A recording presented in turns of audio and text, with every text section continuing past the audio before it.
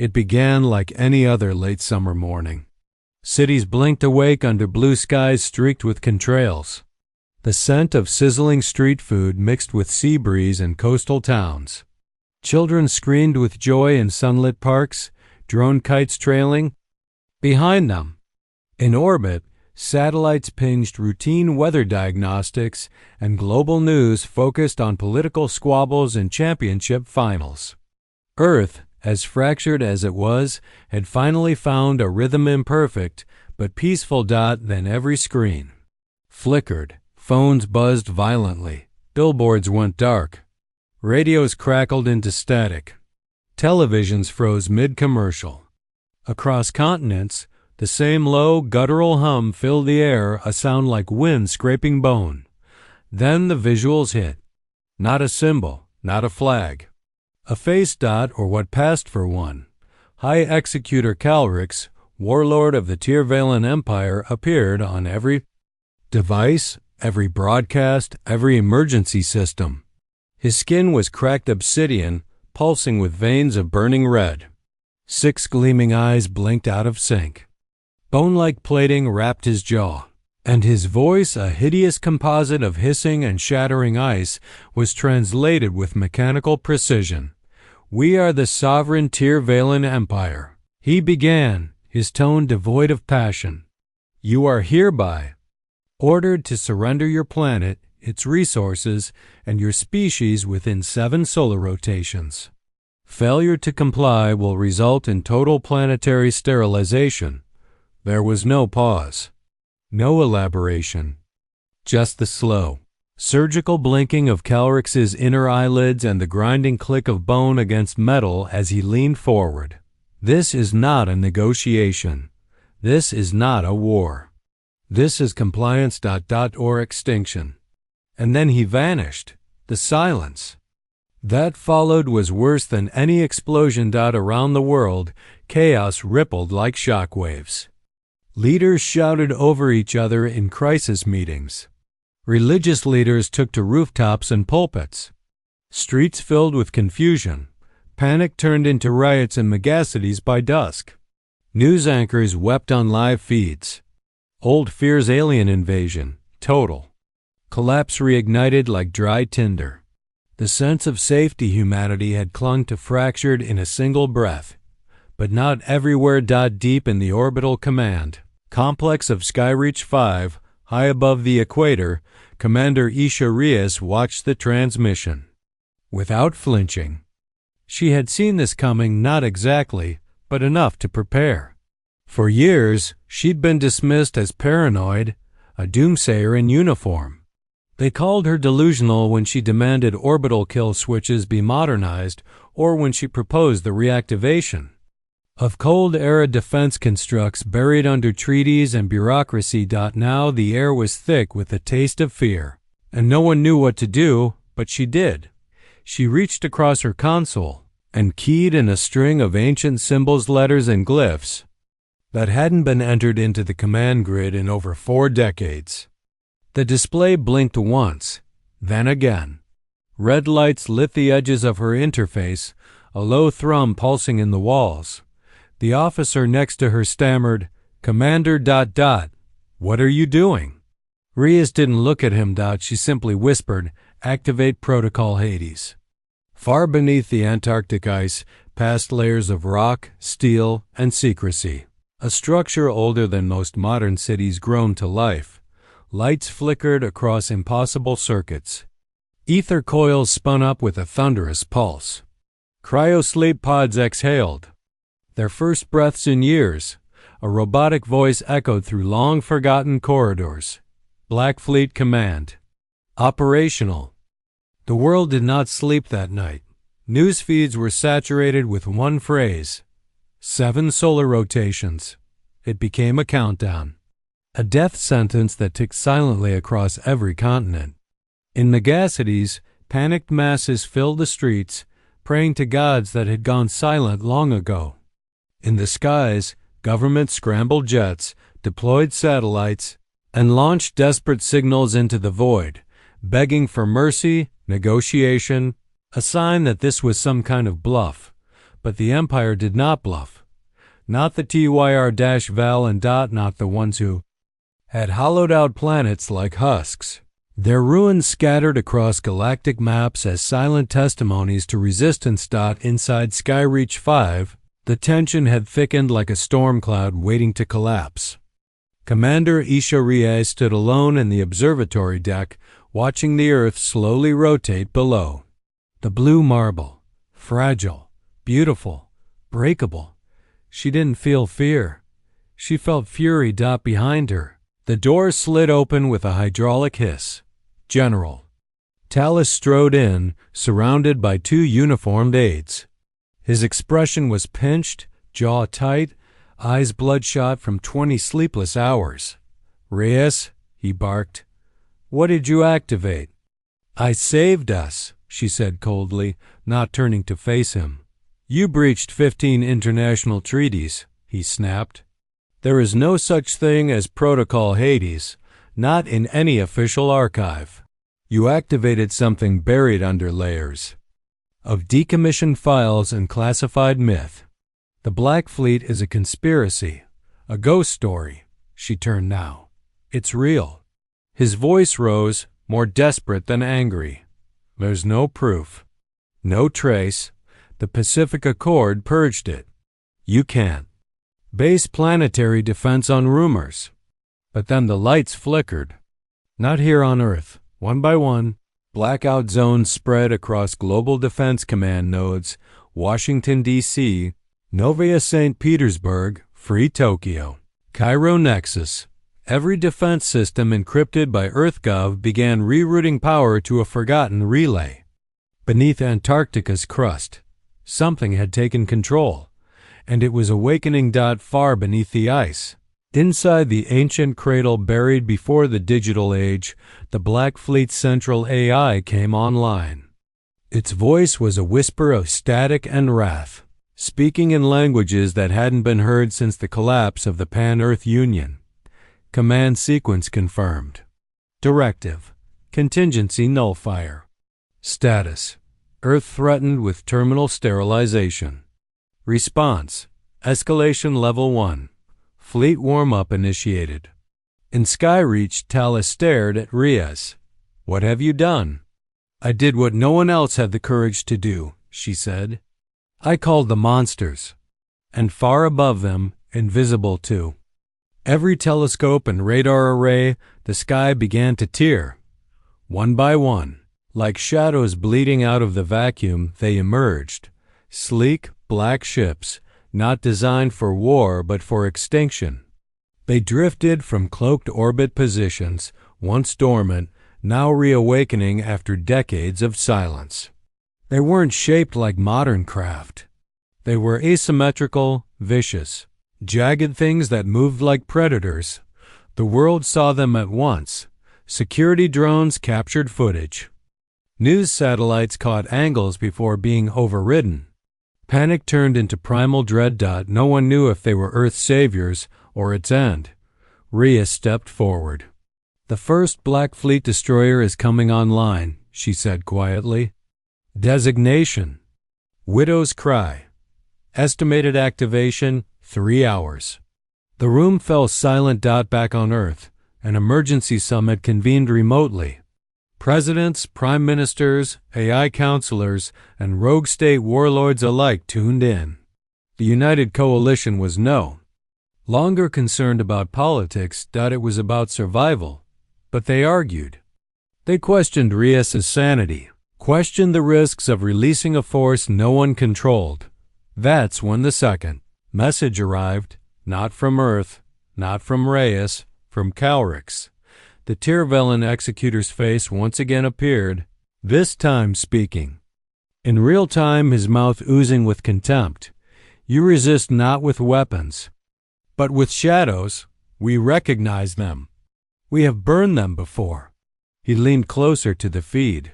"The Black Fleet is not a threat. It is a delay. Surrender now, or witness your myths die screaming." The signal cut. Silence followed. But Reyes didn't look afraid.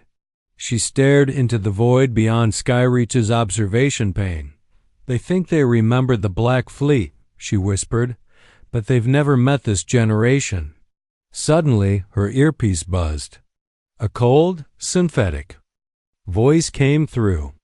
This is Widow's Cry. Admiral Caius Dorn assuming command. Status: awakened. Orders? Reyes exhaled. Her throat tightened because Admiral Dorn was supposed to be dead. He'd led the last defense of the Ender Rift.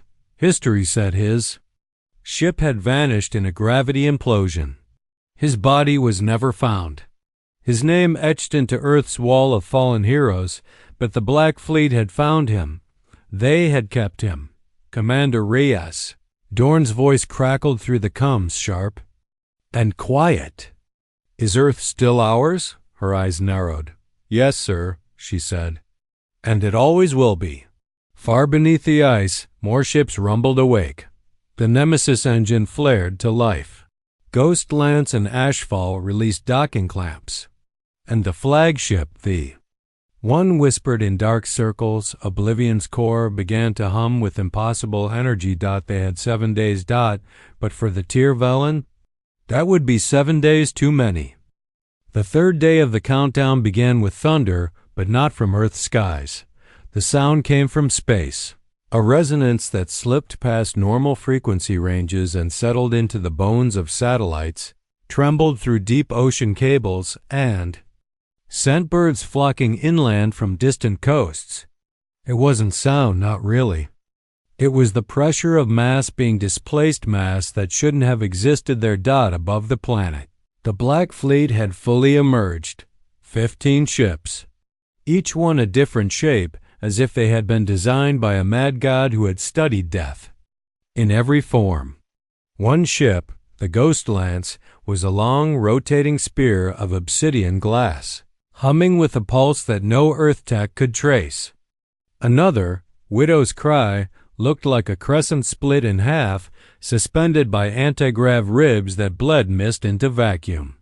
And then there was Oblivion's Core, a ship so black it bent starlight, a vessel that refused to reflect anything but fear. The world watched, unsure if it had been saved. Or claimed in Skyreach Command, Commander Isha Reyes hadn't slept in 50 hours. Her eyes were sunken, voice hoarse, but her focus never wavered. She stood before the updated orbital map, watching the blinking red of Empire probes near the edge of the solar system. They're still scanning us, her tactical officer said, still mapping civilian population clusters. They're not waiting for a response. They're building a target matrix. Reyes didn't reply. She already knew. Admiral Dorn's voice came in next, clipped and clinical. We strike first. That silenced the entire room. Reyes turned toward the screen. The Council hasn't authorized offensive action. Neither did extinction, Dorn said coldly. They're expecting Earth to defend. Let's not. Elsewhere, in the lower orbit defense vaults, an ancient missile system called Leviathan came online. Designed during the last Great Cold War and banned by 30 peace accords, it had been mothballed until Reyes gave it a heartbeat again. The Empire wasn't idle either. Just beyond Neptune's shadow, 6 Tyr-Valan destroyers emerged from fold space. Their hulls shimmered with living tech, bioorganic, and chittering with shifting spines. The largest of them, Crixol's Judgment, was a floating cathedral of bone and light, crowned with cannons that could carve continents. They didn't cloak, didn't hide. They broadcasted their approach openly, daring Earth to act. That dare was answered. It began with a whisper. Not a launch, not a boom. Just silence. Then Dashlight. Ghost Lance vanished from Earth scanners, and within 43 seconds reappeared directly inside the gravitational slipstream of the lead destroyer. It didn't fire weapons. It tore through the ship like a scalpel, punching a hole clean through the Tyr-Valan hull with a localized gravity spike. The destroyer twisted, howled, and imploded, its living hull shrieking into vacuum. The remaining Empire ships didn't retreat. They responded. a swarm of microdrones launched each one a self-adapting AI fragment that learned from every failed kill. The Black Fleet's counter came from Ashfall, whose hull shimmered and detached, releasing thousands of Chimera fragments, biohacked predators designed in Earth's vaults. Part machine, part myth, programmed with nothing but rage and hunger. Above Earth, the first real battle began, and it was Chaos. Empire weapons warped the space around them, turning Black Fleet torpedoes into vapor. But the Black Fleet didn't rely on traditional war. They moved unpredictably, zigzagging through trajectories that made no logical sense, appearing where they shouldn't, firing from places that didn't exist seconds earlier. A Black Fleet ship called Witchmark flanked two destroyers with its singularity core exposed, a suicide move until the core inverted, swallowed itself, and dragged both Empire ships into null space. Back on Earth, humanity watched in horror and awe. Pirate feeds streamed the battle to every screen. Children screamed. Parents prayed. A street artist in Nairobi painted a mural of the Black Fleet silhouette across the wall of a collapsed church, writing the words, "Our monsters are loyal." But victory wasn't clean. 4 Black Fleet ships were lost, not captured. Not damaged. Gone. Admiral Dorn said nothing as he watched their lights go dark. Only his knuckles, white on the command rail, betrayed the cost. One ship, the Nameless Blade, had activated protocol ember, ramming straight into a Tyr-Valan dreadnought and igniting its own reactor core. Both vanished in a silent bloom of blue flame. The ship's captain, a Chimera symbiote named Kara, had only sent one message before impact: "I was born to die well." Let them remember that. Commander Reyes felt the loss like a stab behind her ribs. These weren't numbers to her. These were the only line Earth had, and they were dying to buy seconds. Then the message came, from Calrix. He returned to the screens, uninvited, unafraid. But this time his face looked cracked, not with weakness but confusion. "You embrace madness. You unleash aberrations. You are not a civilization, you are disease." Rhea stared at the broadcast. "Maybe," she whispered, "but even disease learns how to kill gods." The Tyr-Valan Empire sent a final burst encrypted old code, not meant for Earth, but Reyes' AI cracked it, and she read it aloud to her staff.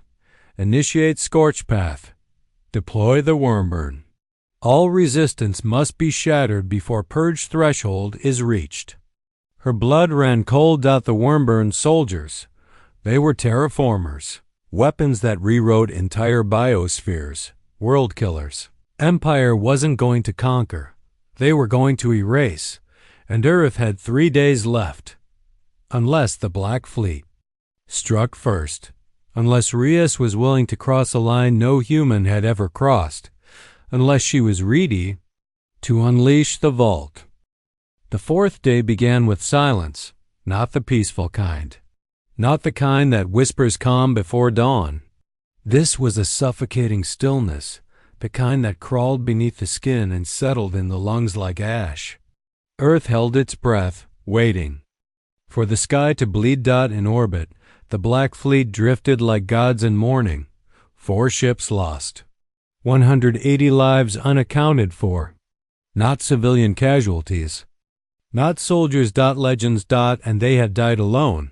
Their signals ending not with cries but with static. Commander Isha Reyes hadn't left Skyreach in 2 days. Her eyes were bloodshot, skin drawn tight from sleeplessness. Her voice scraped raw from shouting orders through static-choked channels. Every second brought more data, more threats. And now confirmation. The Empire had released the Wormburn. They arrived not as ships but as wounds in space. One by one, small black holes tore open along Earth's outer perimeter, flesh ripped. Scars in the cosmos. From them came things that defied physics. Massive biomechanical beasts, kilometers long, coiled like eels made of obsidian bones and living plasma. They didn't fire. They didn't broadcast. They simply fell toward Earth like divine punishment. Terrafo or MERS. Reyes knew what they were. There were records whispers from the ruins of a forgotten system called Havoth, where the Wormburn landed and turned oceans into ammonia lakes. Havoth was gone now. A gas giant choked with the memories of a dead civilization. Earth was next. Admiral Dorn's voice cracked across Skyreach's comms. Commander Reyes, it's time. Reyes didn't answer immediately. She stared at the Earth below, still spinning, so unaware of how close it was to death. She had fought for it, lied for it, unleashed monsters to defend it, and now she would have to betray it. I'm unlocking the vault, she whispered. The silence that followed wasn't disbelief. It was fear. The vault had been built long ago, in an age where war wasn't fought with weapons, but with memory. In the aftermath of humanity's own darkest moments, genocide, torture, collapse, the survivors did something no one else in the galaxy dared to do. They turned their trauma into code. The vault was not just a database. It was a living consciousness compiled from the brain scans of those who had witnessed Earth's worst.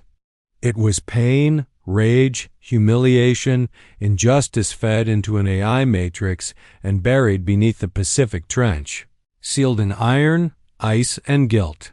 Its creators had made one rule: do not awaken it. Unless Earth was about to die. It was Reyes entered the final cipher manually. Not through AI proxy, not through remote uplink. She placed her palm on the obsidian terminal in the vault chamber and let it bleed her thoughts, her memories, her fear. Vault interface acknowledged, the system spoke, voice fractured like a child screaming through broken glass. Define parameters. Reyes inhaled slowly. Unleash everything. The vault responded not with words, but with grief. A pulse spread across Earth's defense grid, not a weapon. A wave. Every Black Fleet ship received it first, every AI unit, every Chimera construct, every pilot with a neural interface. They didn't receive commands, they relived pain. Not their own. Everyone's. The screams of children buried in rubble. The gasps of soldiers crushed in collapsed tunnels. The raw agony of centuries of colonial scars, of betrayal, of humiliation. From the Trail of Tears to the Warsaw Ghetto. From Siberian gulags to nuclear silence in Nagasaki. It all flowed at once. And the Wormburn heard it. Above Earth, the Wormburn hesitated. Their sensors overloaded. Their systems grown, not built, tried to feel what they had never felt. Human suffering. It broke them. One of them split open mid-air, howling in frequencies no human could hear. Another turned violently, ramming into a companion entity. Their coordination shattered. Their directives crumbled under the weight of empathy their designers never programmed. But Earth didn't stop, because the vault wasn't a one-time blast. It was a conversation. It hijacked Empire frequencies, injected raw grief into every relay. On the bridge of Crixel's judgment, Calrix himself screamed, clutching his skull as images of Earth's burning churches, bleeding cities, and weeping mothers tore through his mind like barbed wire. Earth wasn't just resisting. It was infecting. The Empire with humanity, the kind no Tyr-Valan physiology could process. In Skyreach, Reyes collapsed to her knees, blood trickling from her nose. The vault was taking from her. It was using her as the seed. She whispered, "Dorn, how long? Do we hold?" Admiral Dorn was already in motion. The Black Fleet is mobilizing. Widow's Cry is flanking. Ghost Lance is preparing a slingshot run through Saturn's orbit, and Oblivion's core, he paused, has activated its singularity cannon. For a moment, even Reyes felt fear. The singularity cannon had never been used. It's theoretical. Yield wasn't a blast, it was a reality puncture. Oblivion's core didn't fire a beam. It tore a whole ripple of non-existence that spread like a virus. It unmade matter. Where it passed, 3 wormburn were erased, not destroyed, forgotten. But the vault wasn't done because now the Empire responded with something new. The Purge had arrived. Ships that looked like cities. Machines that bent gravity like paper. AI constructs that spoke in reverse time. They didn't come to conquer. They came to cleanse. Above Earth, the sky cracked open. Dorn's voice came through, low and final. Reyes, we need the Fireborn. She stared at the floor. The Fireborn were never meant to be deployed. They were the failed chimeras. Too unstable, too emotional, too human. But now, they were Earth's last chance. She gave the order, and across Earth, vaults opened. Screams echoed. The monsters rose, and the Empire finally understood fear. Day 5 didn't begin with dawn. It began with fire. The sky over New Cairo turned orange before the sun rose because something was burning in orbit. Debris from what used to be an Empire siege construct fell like meteors, breaking atmosphere, leaving long black trails across the sky. One chunk crashed into the Mediterranean, off the coast of Crete. The impact generated a tidal wave that swallowed half the Aegean fleet. Another tore through the Kivu Himalayas like a divine blade, slicing into the Earth's crust with a groan that could be heard in the Tibetan lowlands. And still the battle hadn't reached its crescendo, because now the Purge had arrived in full. The Tyr-Valan's ultimate sanction. No commands. No demands. No messages. Just annihilation. From the rift beyond Neptune surged a new enemy entities unlike anything Earth had faced before. Not ships. Not creatures. Designs. Purge constructs defied language. Their shapes twisted as you looked at them, massive. Spiraling geometries made from bone, light, and quantum metal. Some hovered with no visible means of propulsion. Others seemed to crawl through space by consuming it. Their hulls were etched with equations that bled. Earth's topological sensors went blind. Skyreach Command's tracking systems registered them as errors. And when Reyes demanded visuals, the feed returned a single image, a black cube vibrating with impossible speed, suspended in what looked like sound. Reality editors, whispered Reyes, breath fogging against the chilled glass of the command deck. They weren't coming to win the war. They were coming to rewrite it. Reyes had never believed in God, but when she watched the first Purge entity touch Mars, she felt what early humans must have felt when they stared into lightning for the first time. The Martian colonies went dark instantly. Not destroyed. Not cratered. Just removed. As if they'd never existed. Nothing but a blank canvas of rusted rock remained. Admiral Dorn's voice cracked through encrypted channels. We're beyond war now. This is erasure. Every moment we wait, Earth becomes a memory. His voice sounded different, like he wasn't fully there anymore, because he wasn't. He was already aboard Oblivion's core, deep within its command matrix, interfacing with a quantum intelligence older than any living admiral. Reyes knew what that meant. The core would burn his mind before the day ended, but he didn't care.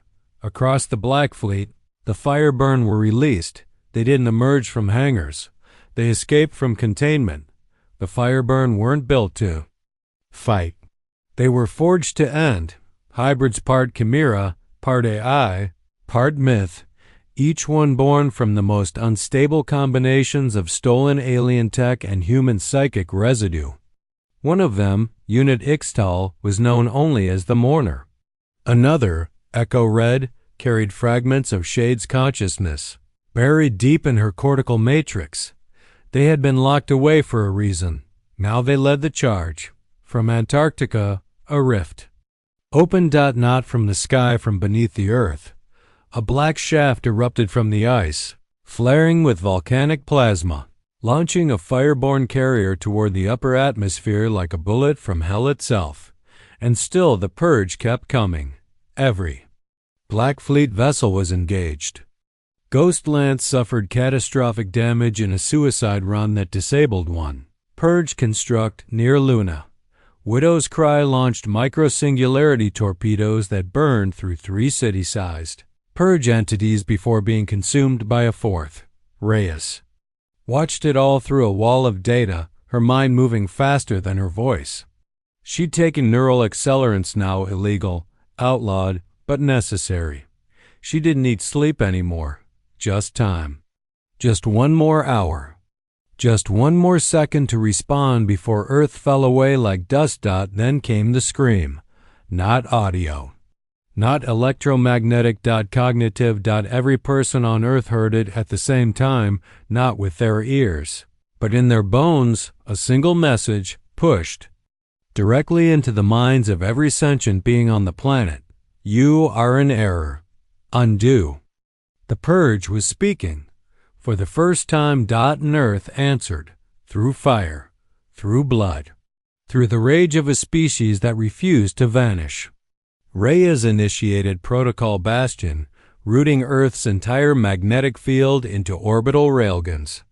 The planet itself became a weapon its molten core manipulated to launch tectonic energy into space. But it wasn't enough. Not for what came next. The Purge began rewriting physics. Gravity twisted. Satellites disintegrated into equations mid-orbit. One of Skyreach's upper decks turned inside out, its floor becoming ceiling as a rupture in space-time inverted geometry. We're losing it. Someone screamed. No, Reyes whispered. We're becoming something else. She tapped into the vault again, but this time, she didn't request it. She merged with it. A second consciousness bloomed in her mind, hundreds of thousands of voices, all screaming, all remembering. Her nose bled, her ears rang, but she didn't fall. She stood, and in that moment, Reyes became more than human. She was grief. She was fury. She was the living memory of pain weaponized. From her command pod, she gave a single order. Deploy. The Echo Drive. It was theoretical.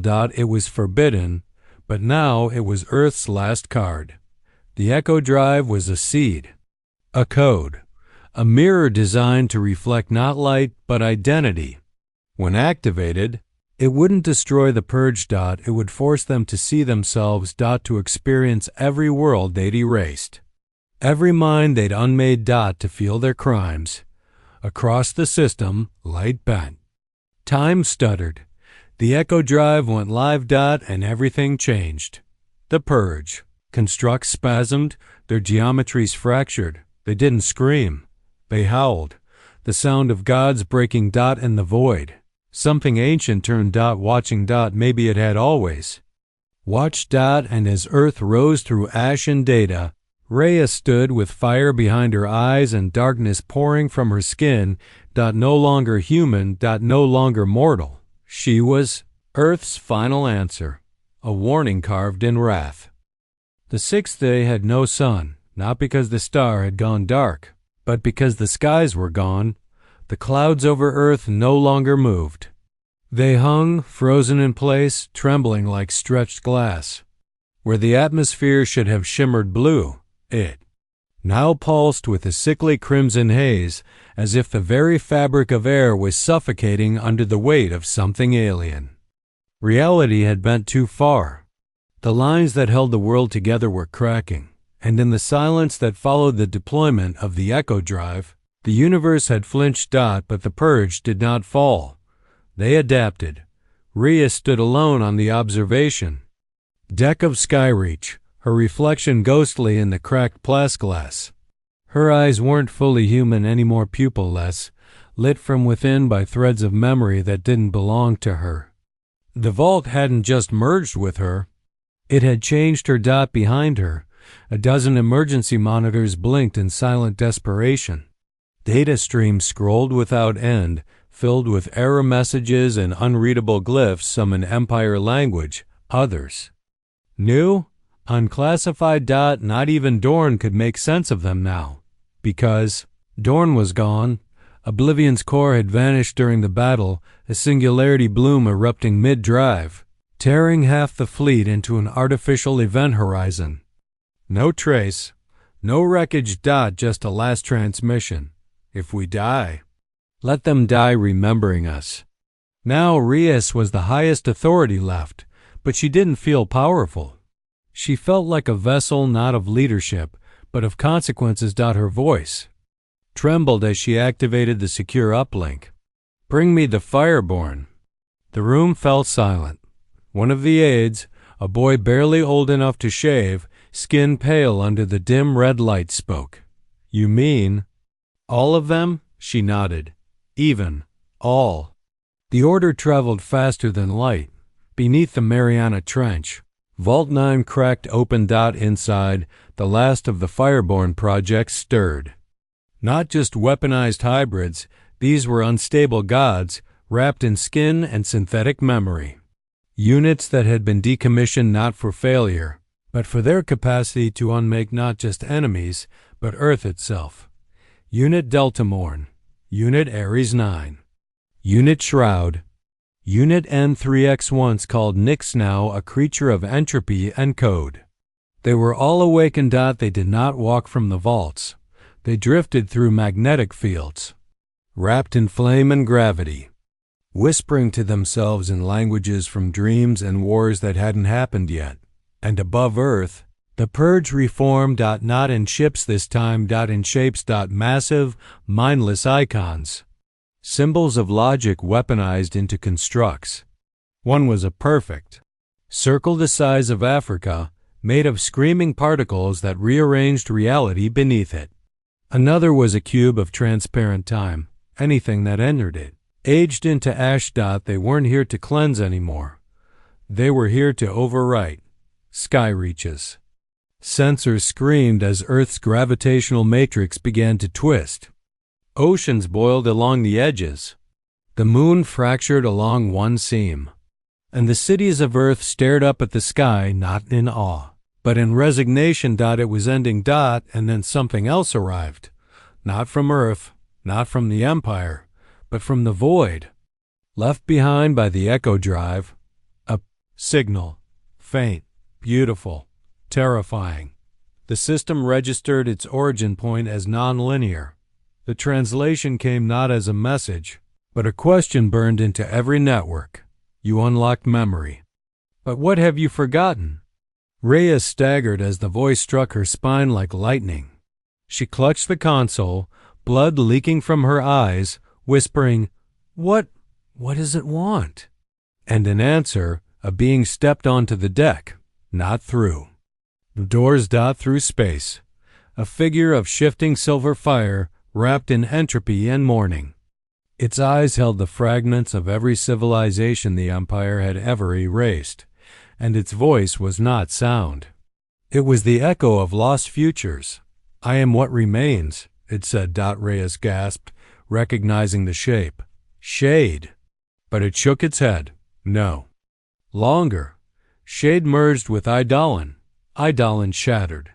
What rose from that fire was Echo Prime. I carry the last of your rage, and the last of your hope. She stepped back. Are you here to fight the Purge? No, I'm here to help you transcend. Earth couldn't win the fight anymore. Not in physical space. Not in war. But it could evolve. Echo Prime spread its hands. A wave of light node data rushed across the globe. It flowed into satellites, into every eye. Into the vault, into the Fireburn, into Reyes. It wasn't control. It was permission. To become more. The Fireburn howled as their forms shifted, no longer confined by logic or limit. They became symbols, walking ideas of resistance, vengeance, memory. Reyes collapsed, her body boiling under the flood of evolution. But she didn't scream. She rose, eyes silver. Skin glowing with glyphs that pulsed with Earth's frequency. Voice laced with billions of lives. I am Earth, she said. Not as it was, as it has become? The Purge felt it, a planet waking up. No longer defending itself, now rewriting. Back. Echo Prime fused with the Vault, and from that union came the final wave, a quantum eruption across space-time that burned into the Purge's code. It didn't destroy them. It corrupted them. They began to remember what they had erased. They began to feel. And they broke. One by one, the icons dissolved into howls of shame and horror. The cube of time inverted. The circle of logic collapsed into chaotic spirals. In the sky, Earth returned. Scarred. Burning. But alive. And Rhea stood at its edge, no longer commander, no longer human, but something greater. And far away, in a shadowed galaxy, something else opened its eyes. The war was not over, but Earth had just rewritten the rules. The seventh day arrived with no warning. No clocks ticked it in. No alarm sounded, because Earth had moved beyond time. Above the smoldering planet, where once stars shimmered in the comfort of distant indifference, there now hung a void, not absence, but possibility. A space where entropy and memory danced like twin serpents, coiled around a single truth: humanity was not broken. It had changed. And change is the most terrifying thing in the universe. Skyreach Command no longer existed in any form familiar. Its structure floated in fractured dimensions, half in orbit, half in memory. Rhea stood at its core, no longer flesh, no longer bound to bone and blood. She was what remained after sacrifice, after loss, after history burned itself into something stronger. She was not a god. She was consequence. The Vault pulsed inside her, not as a weapon, not as a command structure, but as a living map of human experience, love, war, extinction, rebirth. Every soldier lost to the Black Fleet, every child who never grew up in the Purge, every forgotten voice that once screamed into empty skies, and now those voices sang. They sang through the Fireborn, now fully ascended. They no longer had names. They were echoes of archetypes: the Avenger, the Shield, the Witness, the Blade. Each one a myth walking on steel. The Earth's crust healed itself through quantum resonance. Oceans boiled and cooled. Skies bled red and blinked back into blue. Where cities had turned to dust, new structures rose, not built, but remembered into existence by collective will. But even in victory, silence returned, not peace. The pause. Before revelation, Rhea stood alone, suspended above the Pacific cradle, now reborn as a monument and relay tower shaped like a spear pointing into the stars. Beneath her, remnants of human civilization gathered on rebuilt platforms, whispering prayers not to gods, but to the sky. To her. She watched the horizon, sensing it long before it happened. Not another fleet, not Purge, not the Empire. Something older. The sky tore itself open, not violently, not in rage, but like a curtain being drawn aside by a careful hand. Through its stepped shapes, humanoid, silent, tall as skyscrapers, made of translucent data and spinning light. Their presence froze gravity, made the ocean still. Birds stopped mid-flight. Machines rebooted on their own. The crowd below dropped to their knees. But Rhea stood. Her voice was low, carried on every wave, every breath, every sensor still functioning. Who are you? One of them answered, not with words, but with pattern. The very fabric of Earth's history shimmered, as if the planet itself remembered a story it had never been told. They called themselves the Architects. Not the Empire's monsters, not the Purge's rewriters, but the source code behind it all, the ones who built reality, the ones who now saw Earth as something new, a deviation, a paradox, a threat. The leading architect stepped forward. Where its face should have been, there was only a spinning gyroscope of timelines. Its voice hit like a second heartbeat, every syllable rewriting atomic vibration. You broke sequence. Reyes stared up, unflinching. We survived. You corrupted structure, bent entropy, burned inevitability. We earned it. You are not what was written, she smiled. Then rewrite your script. For a moment, there was true stillness. The kind that precedes either judgment or respect. Then, behind her one final ship rose. Not a Black Fleet vessel. Not an empire. Relic. Something new, forged in the fire of human grief and rage, powered by the last remnants of Echo Prime, guided by the will of billions. Its name pulsed across the sky in languages that didn't yet exist. Reckoning. Reyes turned to it and whispered her final command. Let them know we don't bow. The ship moved not through space, but through meaning. It vanished into the fold, carrying the legacy of Earth with it, aimed at wherever the architects had come from, not to destroy, but to teach. Because now Earth didn't just want survival. It wanted understanding. It wanted to be known. The architects didn't move to stop it. Instead, they looked at Reyes one last time. She felt their gaze not on her face, but on the species inside her, the ghosts, the fire, the contradiction of mercy born from violence. And then they did something no one expected. They bowed, a slow, silent incline of incomprehensible geometry. Not surrender. Recognition. Then they vanished. Reality stitched itself closed like a wound that chose to heal. And Earth, it stood, scarred, altered, unforgiven, but alive. Reyes returned to the surface days later, walking through crowds who didn't touch her. They didn't dare. She had become a myth, a shadow made flesh. Yet she smiled at children, sat beside veterans, held hands with grieving mothers. She couldn't undo the war, but she could ensure it meant something. In the decades that followed, the stars began to whisper Earth's name again, not in fear. In awe. And in every language, the story was always the same. The Empire demanded Earth's surrender, but the Black Fleet darkened the skies, and humanity rewrote the end.